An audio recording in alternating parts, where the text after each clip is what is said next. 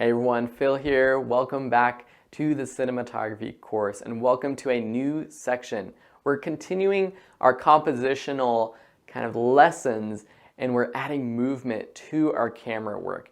Adding movement, when I was actually a student that was under Will a couple years. He was a master's student, I was an undergraduate, and we worked together in the projection booth at the school's theater. And I remember talking to him about cinematography and how I could really make my videos better.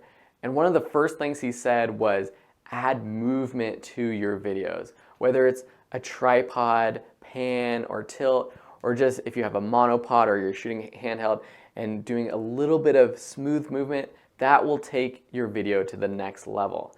Now in this section, Will will be covering all sorts of types of movement, from tripod and dollies to stabilizers and drone footage, and he's going to be showing you a lot of sample footage that he's shot incorporating that type of movement. And I think adding movement along with not only your compositional skills of choosing what you want in frame, but then moving that frame, that will really take your cinematography to the next level.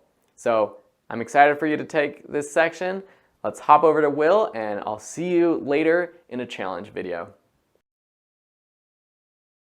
So in this section, we're going to talk about camera movement. Now, a lot of beginners, in a lot of ways, you starting out, you want to just put the camera on a tripod. Now, that's great, but it depends on what you're trying to say. If you want to up your level, we can talk about certain movement. There's a lot of times where you can do a tilt, you can do a pan, you can do a push, you can have a handheld shaky camera. It really just depends on what you're doing and how you want to shoot it. The thing about movement is that it adds emotion. It adds an emotion to the viewer. And really, as someone watching it, they'll start to feel that emotion. They'll feel that push in. They'll feel that beautiful tilt down of a structure. They'll feel that shaky, nervous camera. So when you're adding movement, you're adding emotion to the camera and to what the viewer is watching. When they're watching on a big giant screen, shaking a camera around and moving around, it's going to evoke a lot of emotion and a lot of response in the viewer. Adversely, if you're watching a little tiny screen that's just locked off, it's going to be kind of boring. But when you add a nice little tilt or a really clean commercial look, it'll express maybe some luxury, maybe some selling points, some class to it. So really, different movements can say different things, and it will up the value of your production. Because typically, amateurs aren't going to be moving their cameras around too much. Beginners are really going to be locked off to tripods, and that's really kind of static and boring, like the news. Big movies will tend to do nice big push-ins, they'll do steady cam follows, they'll do nice clean movements, and that's really what we're looking to get here. So movement in your camera can add production value and it can evoke certain emotions.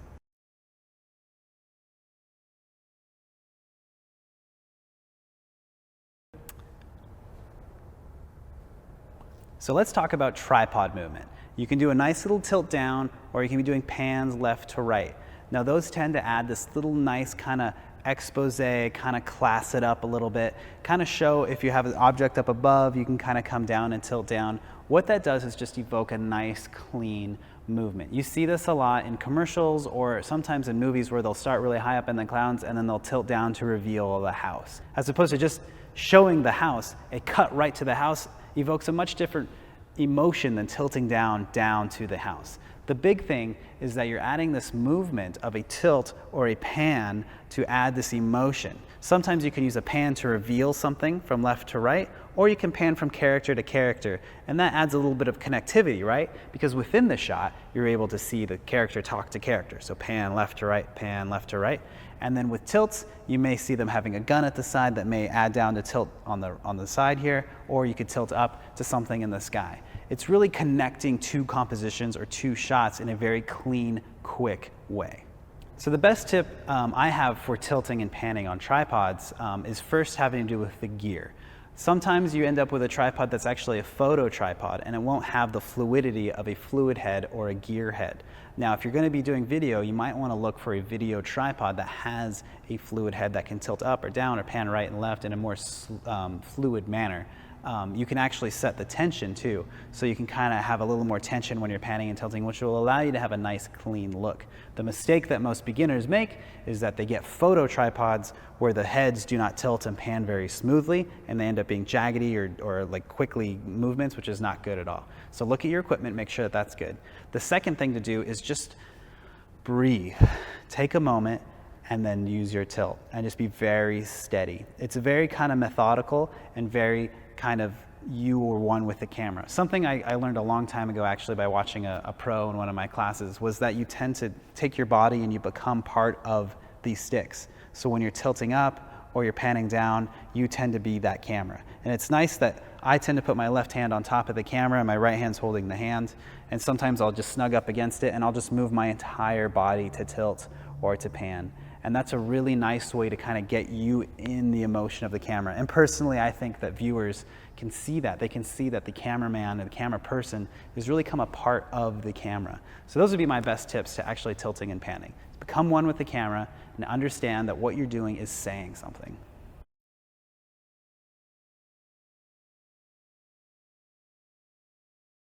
So handheld shooting. Now I've got this camera in someone's hands right now. Phil's holding this camera, so you can kind of see that it adds a little bit of jitter. He's not running and shaking right now, but you can see that it adds a little bit more realism, a little bit more you're in the moment, you're there. And a lot of events and documentary kind of filming use this because you're in the moment. I think this is great for documentaries because it really feels like you're there. It takes away the commercial clean tilt and pan and push-ins, and it puts you right in the action. You can also use this more in narratives. If you look at a movie like Saving Private Ryan, where they're just running around with cameras and stuff like that, it really builds tension and makes things scarier. Or skateboard videos, sometimes they'll be on skateboards, but they'll be holding it and hand holding it, and you can see that little jitter. That realism really is what you're saying with the handheld thing. My tips for hand holding is if you can get a shoulder rig, that's great because that's considered handheld. If you're shooting on a C100 like this or a DSLR and you're holding it in front of it, it tends to be shaky. The big thing about hand holding is trying to get 3 points of contact. If you only have 2, it's going to be a little shaky. So one hand, and maybe a shoulder harness, that's 3. That'll keep you nice and steady. Or if you have one hand, and another piece that goes to your chest, that'd be great. If you have a DSLR or a smaller camera, sometimes I'll take the strap and I'll pull it taut and hold it with my 2 hands. 1, 2, 3 points of contact. We'll still give you that shake, but it won't make it ridiculous. Depending on what you're shooting, it depends on what your project is called for, if it needs super shaky or if it just needs that handheld look. Try to aim for 3 points of contact and try to take breaks. Don't kill yourself because that can get tiring, especially if you're using a big rig all day long.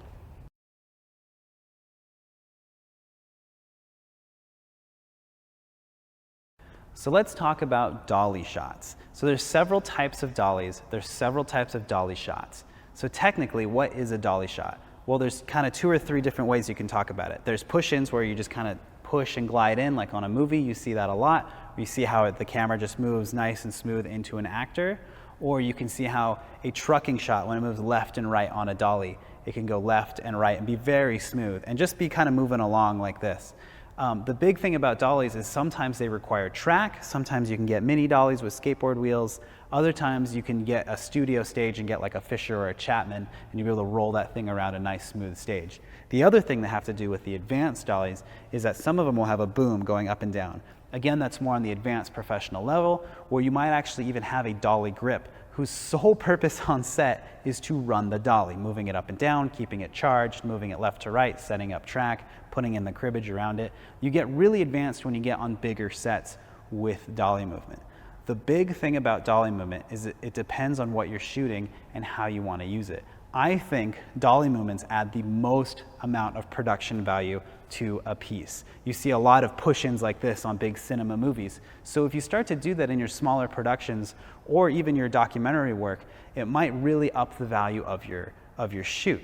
The thing with the dollies is it comes with a lot. They tend to be big, they tend to require a lot of setup time, so you don't always have a lot of time. They also tend to require more help. It's not something you can go off and do on your own. I definitely don't suggest that. They're very heavy.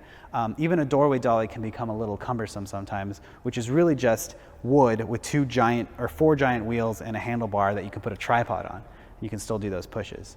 The big thing about dollies is that I think that they really add production value, and it also takes a lot of setup time. As an aside to a dolly, there's also something called a slider, or what's also referred to as a Dana dolly, which is a little bit of a smaller thing where you can just fit a camera on top of, and then it sits on 2 rails. Basically that, or it has its own encompassing structure, where it's pocket size, it may be 3 feet, 4 feet, 5 feet, and you set that up on a tripod, and then on that it can do a slide. You see this sometimes in some interviews where they might be sliding from left to right or pushing in, and it's really a really smaller setup that one person can use on their own. It's just a little bit bigger than a tripod, but smaller than a full-blown dolly. You'll still be able to achieve these smaller movements, but you won't be able to achieve these bigger, giant push-ins.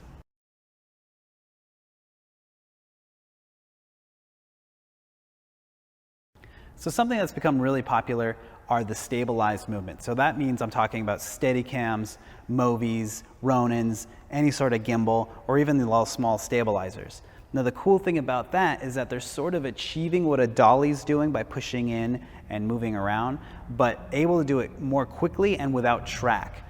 Now a Steadicam operator will charge a lot of money a day.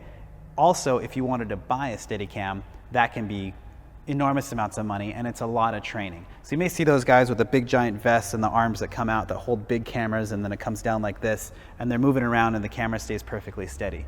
Now those shots look amazing, but that is a lot of technical stuff that's going on there. A lot of times on big professional sets, they'll have a remote follow focus, a remote zoom, and a remote iris, so that an assistant camera can sit back and control all that while they do the move, while they follow the football player in, while they follow the walk and talk. And those really are the top of the line Steadicam moves.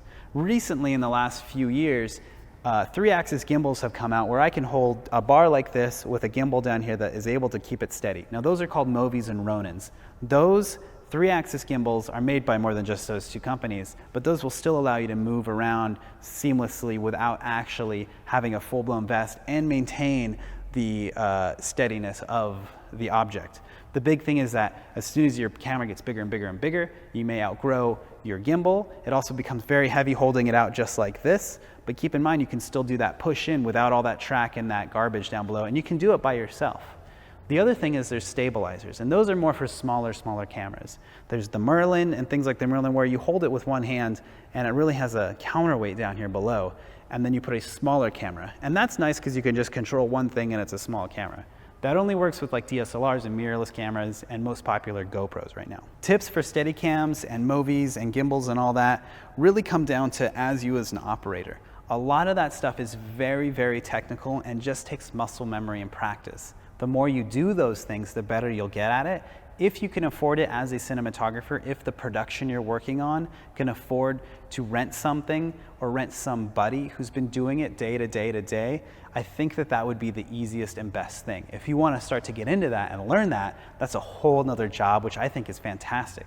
But you should be buying it, you should be investing in it, you should be practicing as much as you can, because a lot of that is just muscle memory. If you're going to pick it up for the first time, you really should practice with it and learn how to move with it, because every one of those tools moves a different way, and it moves a different way with a different camera, and you never know what you're going to run into depending on what you're shooting.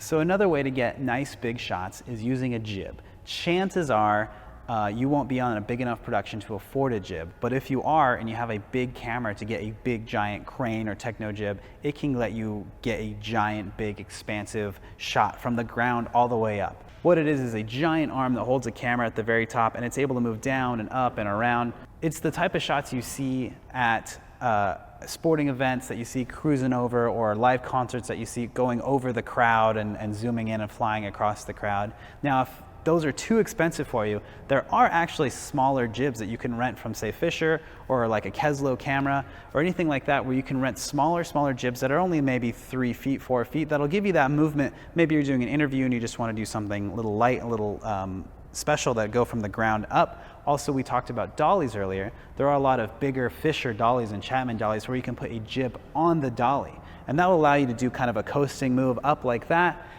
So it's really depending on what you're trying to do. Jibs require operator, and again, just like the stabilizers and Movies and whatnot, it's a specialized movement.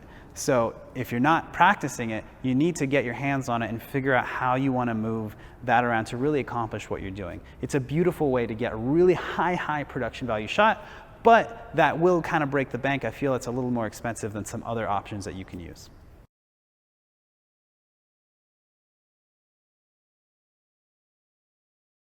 So drones. The drone game has become very popular. We just actually got one, my partner and I. We've been flying it for a little bit. Now, before we dive into it too much, I just want to warn you that there are laws all over the country about drones, and you should not fly unless you understand the exact laws of where you are and what you're doing. It's very important that you stay safe and that you understand what you're doing before you fly them. So, what can you do with drones? Well, the drones can take off from the ground all the way up to however high you want to fly them. The biggest thing about them is that you can kind of take that low production that you're on and make it look like you spent a lot of money. You can look like you have a giant jib that goes from the ground all the way up. You can go in from what looks like a dolly shot into a helicopter looking shot. The big thing about drones is that it adds this giant production value to what you're shooting at a very low cost. Now there's drones all over the place. Most drones you can get for cheaper, under $3,000, would fly a GoPro. You can get the next level up between $5,000 and $10,000 that have their own camera, which is in DJI Inspire 1 will actually have the GoPro Hero 4 sensor without the lens, so you don't get that bow distorted effect. And then if you go up from there, you get into the DJI 900, the bigger drones that can fly like a small mirrorless camera, DSLR camera. And then going up from there, you can get into like the Freefly Alta or the bigger DJI cameras or drones that will fly like RED cameras and ARRIs and stuff like that. So really there's multiple levels of drones from the very little to the very top. Going back to what we said before, something you absolutely need to practice with or hire someone who actually does that stuff on a constant basis. The thing about flying and making it look good is sure you can fly, but can you fly and make the camera movement look good? One of the things about drones is that if you fly without a remote gimbal, it'll look kind of boring just going up and down and straight. You want to be able to control the gimbal, I think, to add a more dynamic shot. If you don't have that control, you can get some kind of cool shots, but really I think the best way to do a drone is to have two operators, a pilot and someone controlling the gimbal, so that you can kind of do that shot up and around and down. It really makes things look very high production value. Again, be safe and find someone that can really fly a drone well. Hey everyone, welcome to a new challenge in this movement section of the cinematography course. You probably could guess what this challenge is, and the challenge is to add movement to some of your shots. Now, a lot of you won't have a stabilizer, a drone, a dolly to practice with, but most of you might have a tripod lying around. Even if you have a photo tripod without a fluid head, which is what Will mentioned in that lesson, it's important to get a fluid head tripod for video. But even if you have a photo tripod, take that out, put your camera on it, and try doing some nice tilts and pans. It's really tough to get a smooth tilt or pan without a fluid head, but remember those tips that Will gave you to really become one with the tripod. Get snug right up there with the tripod and move your body, get that nice tilt or pan. And so that's your challenge. Just go out, practice your tilts and pans with your tripod, and have fun with it. We'll see you in the next section.